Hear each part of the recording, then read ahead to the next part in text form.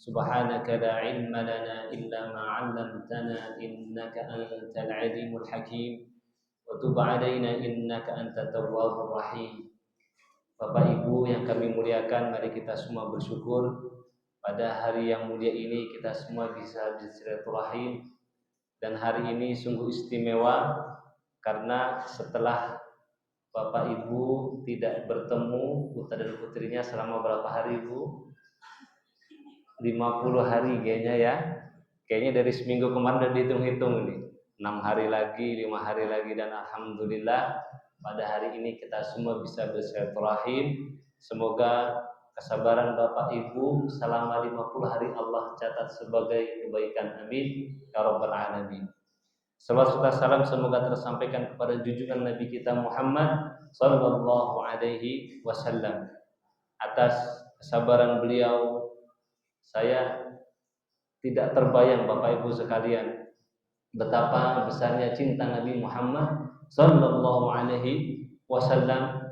Kita yang jauh ya, sampai rasa kasihnya kepada kita semua menembus batas waktu 1400 tahun yang lalu, bahkan lebih 1440 tahun lebih beliau berdakwah, cintanya sampai kepada kita semua. Karena sebagai umat Nabi Muhammad SAW kita harus banyak berselawat. Baik, Bapak Ibu sekalian, kita semua bersyukur 50 hari telah berlalu, khususnya bagi Bapak Ibu yang santrinya atau anaknya baru dititipkan. Saya yakin 50 hari yang lalu begitu berat, tapi alhamdulillah kita bisa lalui bersama, dan itu tidak lain bisa kita lalui karena aunah, karena pertolongan dari Allah Subhanahu wa ta'ala. Bapak Ibu sekalian, di rumah sabar. Kangen gak Ibu kemarin? Kangen banget.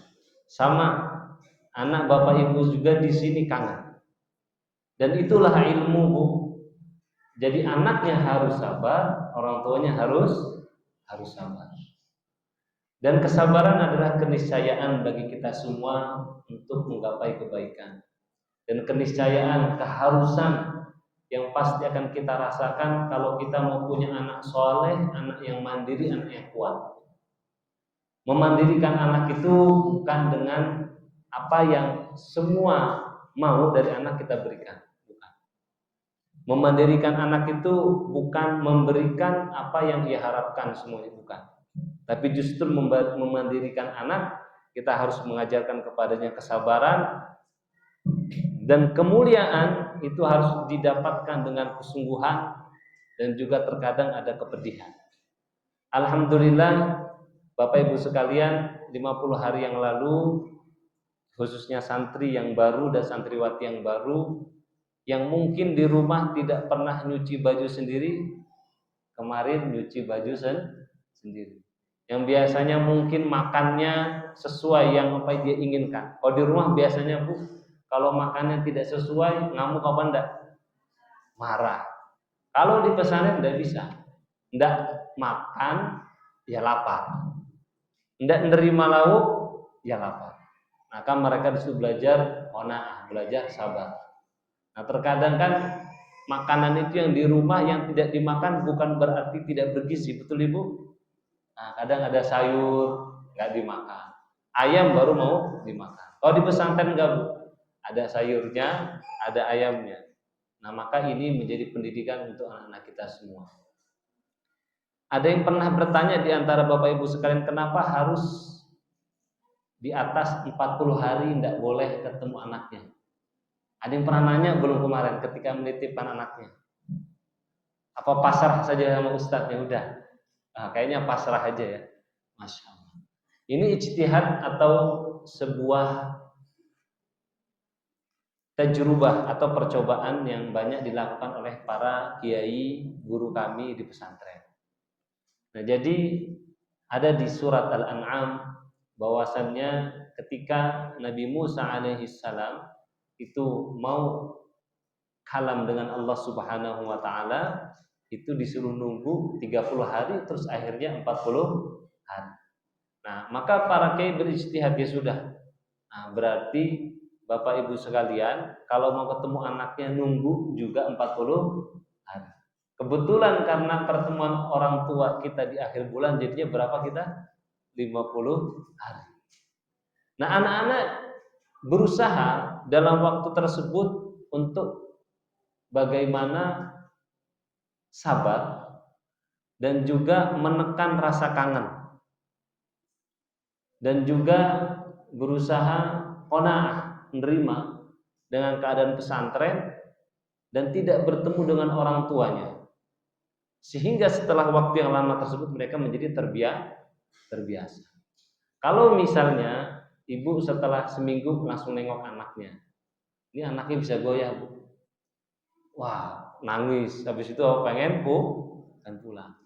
Tetapi kalau udah 40 hari, insya Allah berdasarkan percobaan para kiai, guru-guru kami, itu anak-anak menjadi justru lebih kuat ketika bertemu orang tuanya setelah 40 hari atau lebih. Baik, ada hikmah yang insya Allah bisa kita dapatkan, khususnya sekali lagi ini hari istimewa bagi wali murid yang baru dan memperbaharui semangat bagi wali murid yang lama. Anak-anak insya Allah makin sayang, makin cinta, makin hormat sama orang tuanya. Amin ya rabbal alamin. Nah, saya punya santri di sini ya, itu pernah ngadu ke saya, Ustadz saya sedih. Kenapa nak? Ya, saya baru ingat dulu kalau di rumah suka marah-marah Ustadz. Dia nggak sadar ibunya itu begitu sayang karena setiap hari ngasih kasih sayang terus. Memang sifat manusia itu sebuah sesuatu atau hal yang indah itu kerasa kalau masih ada apa telah tiada. Pas nggak ada. Orang kalau sehat biasa saja kerja ke pasar. Tapi pas udah lagi sakit, ngelihat saudara dan rekannya kerja, itu kerasa nggak nikmat sehat? Terasa. Sama anak-anak juga, ketika biasanya di rumah kadang-kadang marah-marah, kadang-kadang disuruh tidak mau, disuruh nanti. Nah, seringnya ibu-ibu, bapak-bapak ya. Nah, ketika dia pesantren, maka dia merasakan, oh ternyata selama ini ibu saya begitu kasihnya sama saya, bapak saya begitu sayangnya sama saya. Oh, saya baru sadar sekarang. Nah, semoga dengan adanya perpisahan kemarin 50 hari kembali menumbuhkan kasih sayang di antara bapak dan anak-anaknya. Amin ya rabbal alamin. Baik, masih muqaddimah, kami sedikit mengenalkan pesantren, bahwasanya pesantren ini memulai dakwah dan geraknya khususnya menerima santri di tahun 2022. Alhamdulillah kita masuk ke tahun yang keberapa? Masuk tahun yang ketiga. Nah, dulu santrinya kita mulai 13 santriwati saja, perempuan saja. Alhamdulillah sekarang Allah ridhoi berjalan jumlah santri sekarang 57 santri. Nah, pesantren ini dimulai dan diinisiasi oleh Umi Khaizarani Tahir. Jadi nama pesantren. Beliau adalah putri dari Kiai Abuya Tahir Rahidi. Mungkin Bapak Ibu pernah dengar At-Tahiriyah di Tebet. Nah, itu yang menginisiasi dulu Abuya Tahir Rahidi. Beliau punya putri, salah satunya Umi Khaizarani Tahir. Nah, beliau punya cita-cita memiliki pesantren dan berkhidmat untuk umat, dan Allah kabulkan ketika umurnya baru sekitar hampir 80. Masya Allah. Jadi Bapak Ibu sekalian, kalau kita punya kebaikan nggak apa-apa kalau diakhirkan oleh Allah. Bisa jadi akharaka liyuqaddimaka, kata guru kami. Bisa jadi Allah itu mengakhirkan sesuatu yang kita inginkan supaya nanti kita dikedepankan di akhirat. Amin ya rabbal alamin. Kemudian pimpinan pesantren adalah putra beliau Al-Ustaz Dr. Nizam Khatib. Nah, insya Allah nanti di salah satu pertemuan beliau juga akan datang. Beliau ada pesantren juga di Jambi dan di Jakarta ada sekolah. Nah, jadi beliau membagi waktu, karenanya beliau mohon maaf tidak bisa selalu hadir di setiap momen ketika ada perkumpulan wali murid. Kemudian perkenalkan, nama kami Fakhri Iqamul Haq. Kami diamanahi oleh Kiai Nizam Khatib untuk memimpin pesantren ini. Jadi kami direktur pesantren An-Nizamiyah, dan mohon doanya dari Bapak Ibu sekalian supaya kami dimampukan untuk membimbing para santri dan santriwati, tulab wa talabah. Amin ya rabbal alamin. Baik, pada hari ini saya ingin bersama-sama menyatukan visi, cara berpikir gimana kita mendidik anak-anak kita. Bagi wali murid yang lama tidak apa-apa ya, kita ulang lagi, kita perbaharui semangat, kita samakan kembali visi, cara pandang bagaimana mendidik anak-anak kita semua. Karena jangan sampai misalnya saya dan para asatid memiliki konsep atau cara mendidik A, dan menurut kami anak yang soleh dan soleh itu seperti yang begini, 1, 2, 3. Tapi Bapak Ibu punya pemikiran sendiri, yang bagus itu 1, 2, 3. Kira-kira ketemu nggak Bu? Ketemu nggak? Nggak akan ketemu. Bisa jadi nanti ketika kami memutuskan sesuatu tidak searah. Nah, maka nanti ke anaknya saya menyuruh A, nanti orang tuanya menyuruh B. Itu tidak saya harapkan. Nah, karenanya sedikit kami bahas, biasanya ini ya, bukan semua anak yang takdirnya bapak ibunya pisah itu biasanya sering bimbang. Dan kalau memutuskan sesuatu dia tidak yakin. Apa sebabnya? Karena selalu ada dua arah. Bapaknya ngomong A, ibunya ngomong B. Jadi anak selalu bingung. Ada yang pisah, salah satu artis ya, Deddy Kobuzier.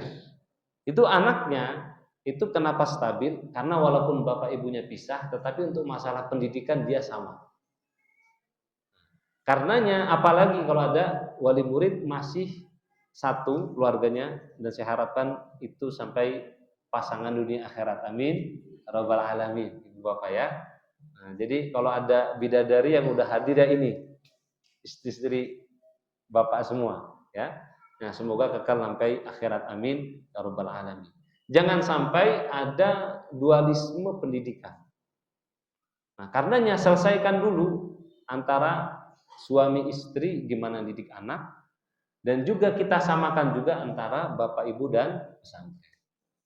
Nah, insya Allah saya akan memberikan sedikit kajian pada hari ini dengan judul sebagai materi telah disampaikan, bersama-sama mendidik anak soleh dan solihah di pesantren.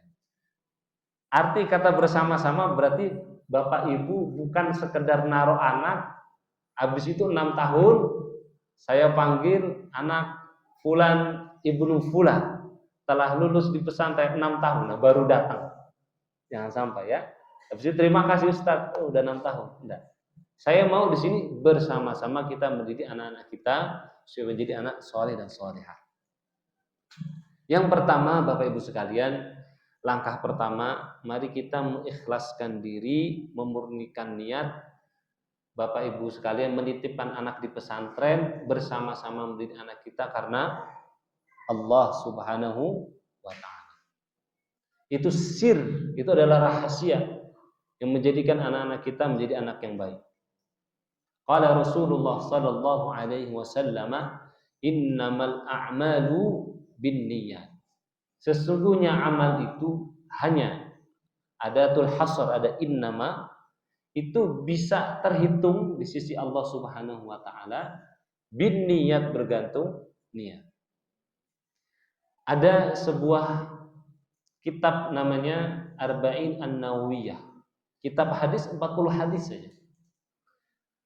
Ada ulama yang menulis 50 hadis.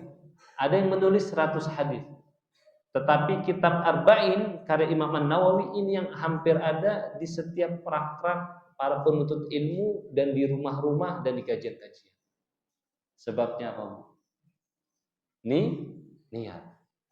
Nah, karena Imam Nawawi nggak pakai sogokan supaya kitabnya tersebar, enggak. Dan kitabnya sudah berumur ratusan tahun masih kita baca. Sebabnya apa? Niat. Karena Bapak Ibu sekalian, mari kita luruskan niat kita. Kita mendidik anak kita supaya menjadi anak yang baik, anak yang bermanfaat untuk umat. Bukan untuk kita disebut sebagai orang tua yang anaknya hafal Quran. Jangan. Bukan untuk nanti ketika dewasa anak saya bisa ngasih saya harta, saya tinggal duduk manis. Jangan. Niatkan saja karena Allah, nanti yang lain ngikut. Kalau kita misalnya niatnya supaya nanti kalau saya sudah tua, saya aman secara finansial. Sekarang banyak nggak Bu kisah anaknya kaya, tapi orang tuanya taruh di panti. Pernah dengar? Sudah mulai banyak sekarang. Ada juga yang pengen namanya naik. Orang tua di sini yang anaknya hafal Quran di kampung siapa? Oh, saya. Jangan sampai. Karena kalau begitu nanti di akhirat ditanya, "Kamu kenapa mendidik anakku?" "Karena Engkau ya Allah." Nanti sama Allah tangannya suruh bicara, ya kakinya suruh bicara, suruh ngomong. Karena apa dia mendidik anak yang menitipkan di pesantren? Ya Allah, dia pengen ngomong bahwasanya anaknya hafal Quran. Ya Allah, dia mendidik anaknya naruh di pesantren supaya dia di antara adik-adiknya disebut paling sukses mendidik anak. Tidak usah.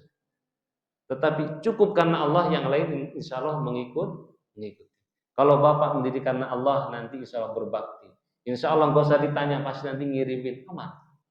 Nah, tapi kalau niat karena Allahnya sudah geser, maka yang lain nggak dapat. Kemudian Bapak Ibu sekalian, yang kedua, mari kita menjadi orang tua yang ini asalnya ikhlas. Kalau ikhlas, kedua maka ada namanya ketenangan, tumakninah. Saya selalu ulangi sekali. Orang yang sudah ikhlas akan menjadi tenang. Dalam mendidik anak kita harus di tengah. Orang tua ada yang satu terlalu kesini Pak, ambisius. Setiap hari anaknya ditanya hafalannya, nggak pernah nanya perasaannya seperti apa. Terus anaknya pengen hafal Quran, matematikanya pengen 100, silatnya pengen juara, apalagi hafalan hadisnya paling banyak, bisa baca kitab kuning, jago bahasa Inggris, jago bahasa Arab, semua pengennya full. Itu ambisius enggak Bu? Ambisius. Dan juga tidak boleh sebaliknya Pak, lalai. Tidak pernah ditengokin. Nanti kapan ini nengokinnya? Kalau sudah kelulusan 6 tahun di jamaah takhir. Nah, maka kita menjadi seorang tua itu pertengahan. Kita menjadi seseorang yang berusaha, tetapi kita tidak ambisi. Jangan sampai kita seperti orang tua yang mengajarkan ikan suruh naik pohon, bisa nggak? Atau sebaliknya, nyuruh kera belajar berenang, bisa nggak? Nggak akan bisa selama. Nah, karenanya insya Allah di pesantren Bapak Ibu sekalian, sedikit saya jelaskan bagaimana kita berijtihad dan berusaha menjadikan anak-anak Bapak Ibu sekalian soleh, solehah, bahagia. Apa Bapak Ibu sekalian? Soleh, solehah dan bahagia. Kalau anak dipaksa bukan sesuai dengan bakatnya, nggak bahagia.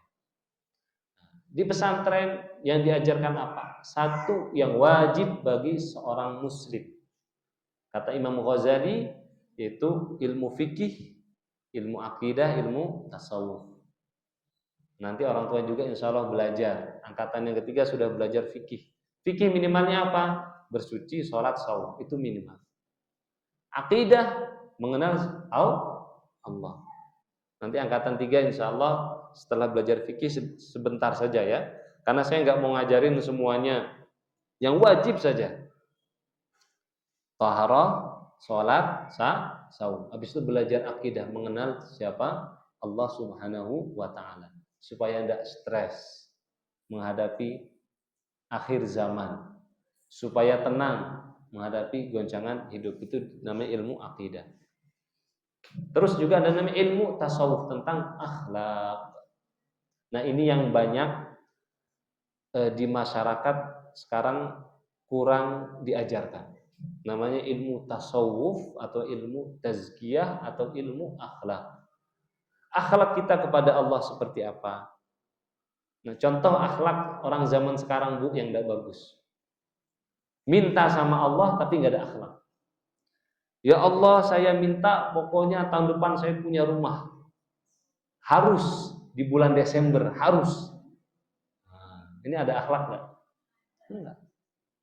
Berarti dia tidak meyakini apa yang Allah takdirkan itu yang terbaik. Akhlak seorang muslim, kata guru kami, ya Allah saya pengen berumah, in syi'ta. Kalau engkau menghendaki dan ridho saya punya rumah, saya terima. Itu Bu, kalau minta. Nah, jangan kita udah minta kepada Allah kayak nyuruh kepada bawahan. Tidak boleh. Itu namanya ilmu tasawuf. Kebersihan hati, tidak hasad. Di pesantren Bu, tidak boleh sama sekali ada bullying, tidak boleh. Saya sering pesan sama asatidz semua, kalau ada bullying libur sehari nggak apa-apa, libur. Udah nasihatin aja. Udah suruh amal soleh saja. Nah, karenanya tidak boleh ada penyakit hati. Penyakit hati satu, sombong. Jadi tidak boleh ada santri di sini merasa lebih hebat, apabila ada punya kelebihan merasa orang lain di bawah dia, tidak boleh. Yang kedua yaitu namanya riya, berbuat tetapi karena gurunya. Ada gurunya rajin, gak ada gurunya main. Memang itu butuh proses, tapi ini berusaha kita tanamkan. Terus kemudian yang paling penting tidak boleh hasad, dengki. Nah, ini banyak gak biasanya Bu di antara anak-anak? Banyak. Temennya hafal lebih, ada rasa berat. Nah, ini selalu kita tanamkan di santri, itu tidak boleh. Nah, harapan kami nanti di sini orang tuanya juga belajar tersebut sehingga hatinya bersih semua. Amin ya robbal alamin. Hatinya bersih, tidak ada dengki, melihat orang lain punya kelebihan juga senang. Melihat orang lain diberikan harta lebih dia senang. Karena semuanya adalah pemberian dari Allah Subhanahu wa taala. Ngelihat anak dari temennya 30 juz, anaknya sendiri 20 juz, nggak apa-apa, happy juga. Ngelihat anaknya juara silat, anaknya belum, happy juga. Bagaimana menanamkan tersebut? Di sini di pesantren, setelah belajar agama, dia juga belajar ilmu umum di sanawiyah, belajar dasar agama, belajar ilmu umum sama belajar kitab kuning. Jadi pakai bahasa Arab belajarnya. Kemudian ada ekskul di pesantren. Ekskulnya jadi begini, santri boleh milih. Ada bela diri, ada IT, ada masak dan beberapa hal. Sehingga kita berusaha tanamkan, cari kamu itu bakatnya di mana. Jadi para asatidz semua di sini, kalau ada santri itu tidak mengharuskan menjadi santri yang pintar dalam semua hal, enggak. Tapi ngajarkan santri menemukan siapa dirinya. Nah, jadi jangan kaget Bu, nanti kalau anak ibu hafalannya tidak bagus, tapi fikihnya bagus, matematikanya bagus. Atau hafalannya dia bagus, fikihnya bagus, matematikanya bagus, semuanya bagus. Ada nggak? Ada Bu, paling dari 50 santri 1-2. Yang lainnya Allah kasih kelebihan, tapi yang lainnya kurang. Karenanya Bapak Ibu sekalian, mari kita menjadi seorang wali murid, menjadi orang tua yang tidak ambisius dan tidak lalai, pertengahan. Oke, siap Bapak Ibu sekalian? Oke, sama ya. Nah, nanti untuk orang tua yang santri baru belajar dasar ilmu pendidikan 4 pertemuan. Yang angkatan 2, angkatan 3 sudah. Nah, jadi angkatan 2, angkatan 3 ini kita jalannya sudah sama Bapak Ibu sekalian. Sudah sama cara berpikirnya gimana mendidik anak. Insya Allah nanti angkatan pertama kita belajar bersama-sama. Baik. Setelah ikhlas tadi apa Bapak Ibu sekalian? Tenang ya. Pertama tadi apa? Supaya mendidik anak dengan baik? Ikhlas. Yang kedua tenang, tumakninah. Jadi kalau anak ibu bapak nanti ada masalah, tenang aja, gak usah gupek, udah takdir itu. kita hadapi bersama-sama. Kemudian yang ketiga, saya harapkan Bapak Ibu sekalian bisa memahami kewajiban orang tua di pesantren. Oke, saya ulangi, memahami kewajiban orang tua di pesantren. Yang pertama, aktif hadir dalam madrasah orang tua seperti ini. Oke. Tujuannya apa? Yang pertama, karena di pesantren itu punya visi ada komunikasi yang bagus antara pesantren dan orang tua.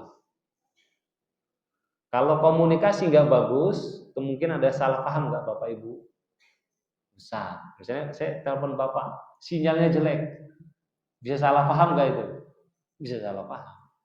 Saya ngomongnya mau ngasih duit, dengarnya nagih duit. Bisa? Bisa. Karena sinyalnya jelek.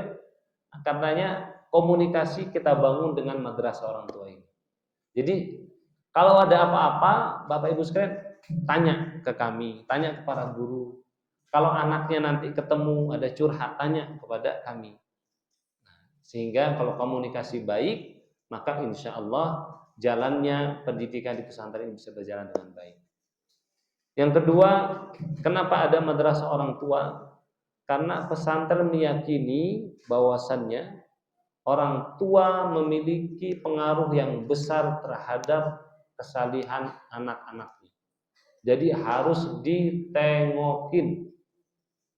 Allah berfirman, ya ayyuhalladzina amanu qu anfusakum wa ahlikum nar. Wahai orang yang beriman, jagalah dirimu dan keluargamu, istri sama anak. Naran dari api neraka. Imam Ibnu Katsir apa maksudnya dengan apa? Addibuhum wa'allimuhum. Dia diajarkan adab dan juga dididik. Jadi diajarkan adab dan juga dididik. Baik. Sekilas, kalau adab itu harus ini Bu, harus diajarkan banget. Misalnya kalau ada anak lagi ada tamu, dia lewat di depan, maka pelan-pelan harus diajarkan nggak Bu? Nggak boleh. Harus. Makan pakai tangan kiri harus diajarkan pakai tangan kanan. Itu namanya adab, harus diajarin. Kalau fitrah, nah ya nanti kita belajar fitrah, itu dijagain aja Bu. Dia suka keliaran, main layangan, itu udah dijagain dari jauh. Itu bedanya adab sama perkembangan fitrah. Nanti yang baru belajar. Baik.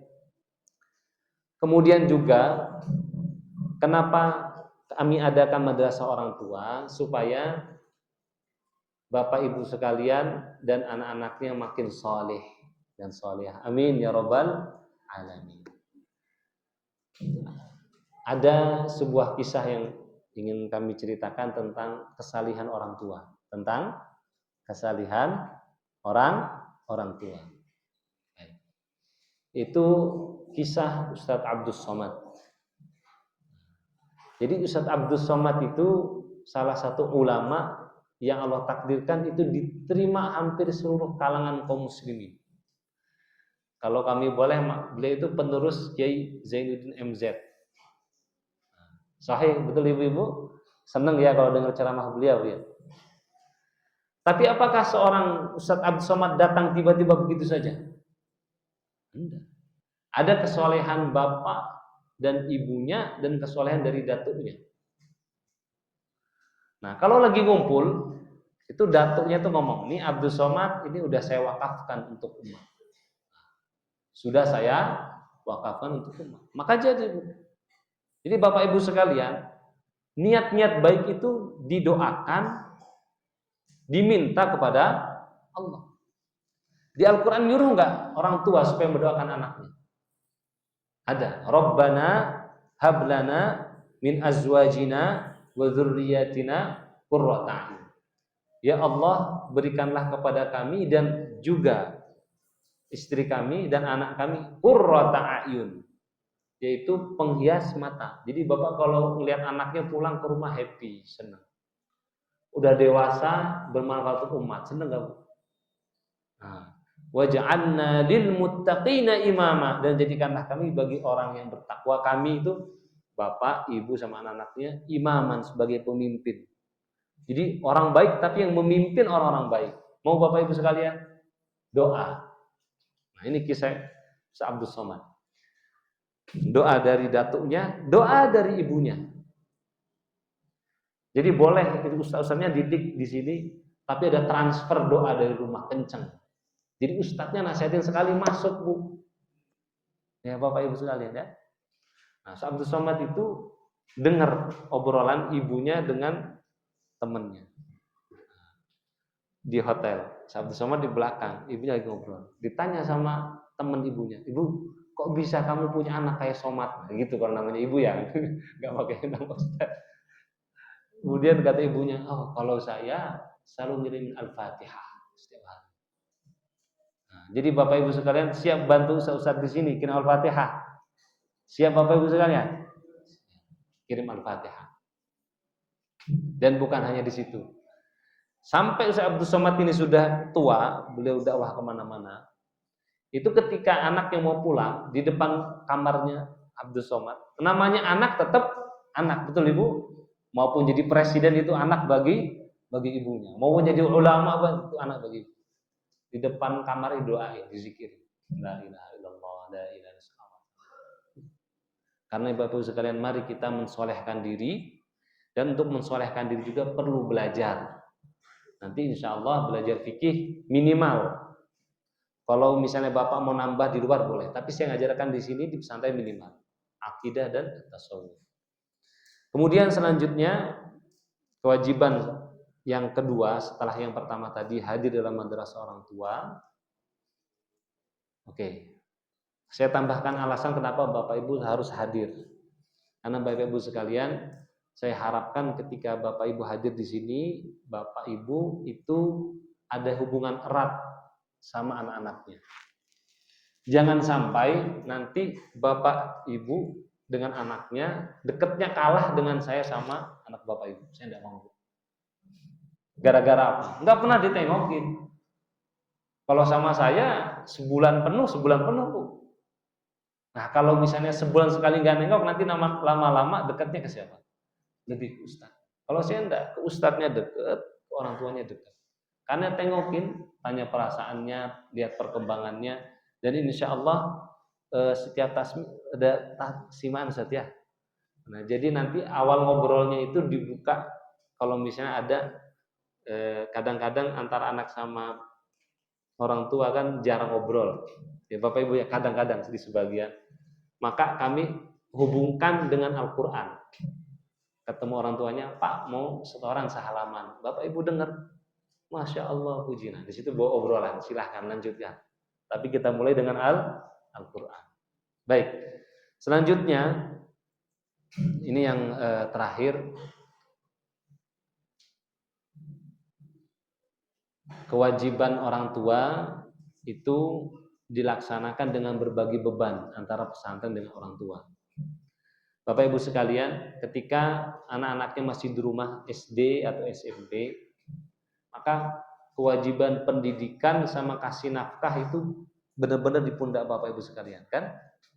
Ketika dititipkan, itu kewajiban mendidiknya Bapak Ibu serahkan nggak ke saya? Diwakilkan. Betul? Nah, jadi beban untuk mendidiknya diserahkan mungkin ya 75%. Adapun hasilnya saya yakin tetap doa Bapak Ibu itu yang mustajab dari jauh. Kirim Al-Fatihah doa ya.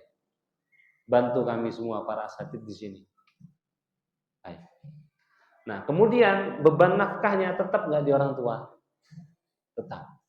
Nah, karenanya Bapak Ibu sekalian ketika menitipkan anaknya di sini, di situ ada akad antara pesantren dengan Bapak Ibu sekalian.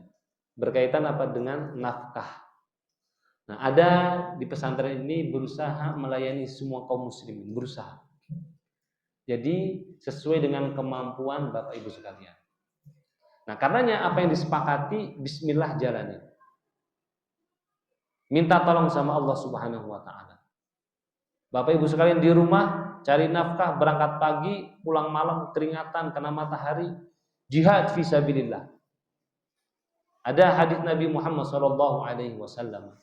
Biar Bapak Ibu semua semangat, ya. Kaum muslimin itu semangat mencari nafkah untuk keluarganya. Ada seorang sahabat Nabi yang dia itu kerjanya, kalau bahasa Indonesianya itu gila-gilaan. Semua dikerjain, semua dijabanin. Terus kemudian ada yang komentar, sahabat Nabi yang lain di depan Nabi Muhammad SAW. Kalaulah dia ini sungguh-sungguh dalam ibadahnya, sebagaimana dia sungguh-sungguh mencari nafkah, itu sebuah kebaikan. Langsung Nabi Muhammad nggak pakai nunggu waktu sehari dua hari langsung dikomentari. Bukan begitu sahabat. Kalau dia keluar untuk melindungi dirinya dari minta-minta, ya, fahuwa fi sabilillah, maka dia di jalan. Kalau dia keluar untuk memberikan nafkah anaknya, istrinya, orang tuanya, fahuwa fi sabilillah, maka dia di jalan Allah. Maka sungguh-sungguh untuk menafkahi anak. Baik. Kalau ada kendala, saya garis bawahi Bu ya, saya minta komunikasi yang intens dengan bagian mal, bagian keuangan. Kan nanti akan disampaikan insya Allah oleh bagian keuangan jadwal untuk melaksanakan kewajiban tanggal sekian.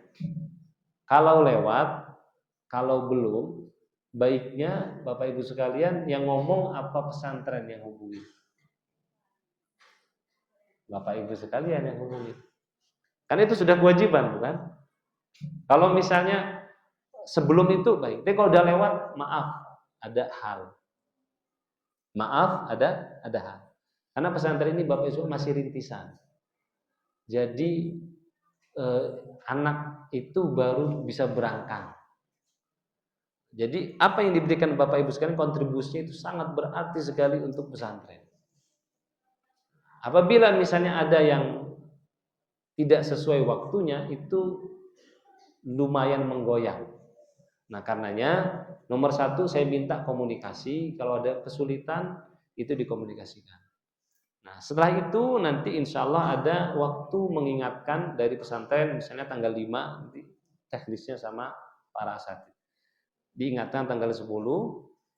Nah terus hingga akhirnya nanti kalau tidak ada komunikasi, saya garis bawahi, tidak ada komunikasi, tidak ada pemberitahuan dari Bapak Ibu sekalian, maka mohon maaf ya, cara terakhir itu menjadi syarat anak-anaknya itu untuk ujian tengah semester dan akhir semester. Jadi anaknya nanti ujiannya dimundurkan. Bukan kami misalnya memberikan tekanan, enggak. Tujuan kami agar apabila ada yang lalai terhadap anaknya, ya, maka itu cara terakhir biar anaknya di sini. Ustadz, kalau ada hal saya bolehkan dan kita bersama-sama. Kenapa kok sampai tidak boleh ikut ujian? Karena tidak ada komunikasi. Bukan ada pelunasan, Bu ya. Kita bareng-bareng insya Allah. Baik, Bapak Ibu sekalian, kami minta di akhir majelis ini supaya Bapak Ibu sekalian berkomitmen untuk selalu mendoakan anak-anaknya. Kami ajib, ada beberapa anak yang dinasihati 1-2 jadi. Tapi ada anak-anak yang kami nasihati berubahnya butuh waktu sampai setahun, bahkan ada yang sampai setahun setengah.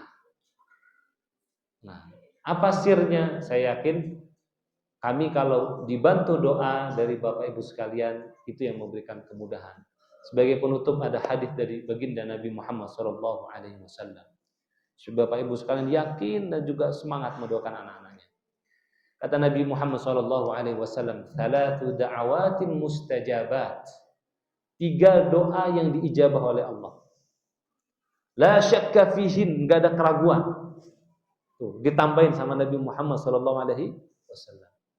1, da'watul mazlum, doa orang yang dizalimi. Karena jangan sampai kita menzalimi siapapun. Dan ini saya sampaikan anak-anak, jangan sampai kalian menzalimi, membuli teman-temannya. Kemudian yang kedua, da'watul musafir, orang yang berpergian.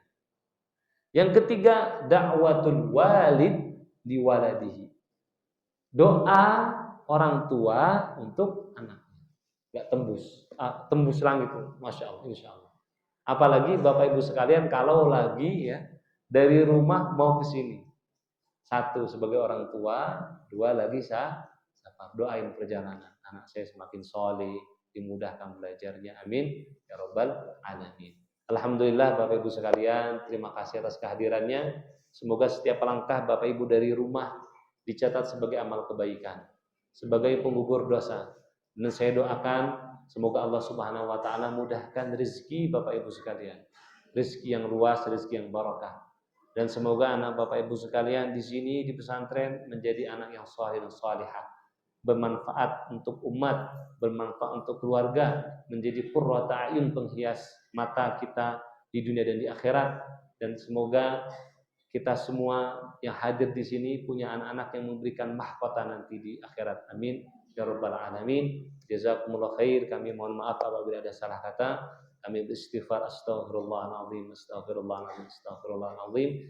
Jazakumullah khair. Wassalamualaikum warahmatullahi wabarakatuh.